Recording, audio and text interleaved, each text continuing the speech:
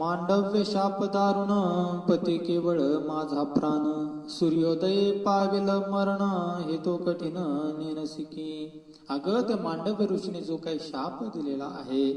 तर त्या शापामुळं जर सूर्य उगलाच तर माझा पती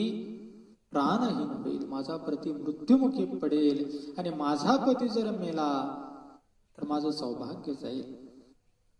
माझा जीवनामध्ये काही एक अर्थ राहणार नाही. एक पतिव्रता म्हणून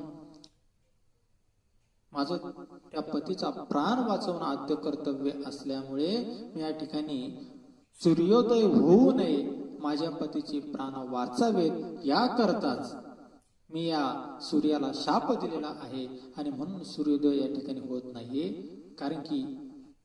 माझ्यावरती ती दुःख ओढवणार आहे आणि म्हणून हे सर्व मी काही केलेलं आहे असं ती कौशिक पत्नी सांगते आहे.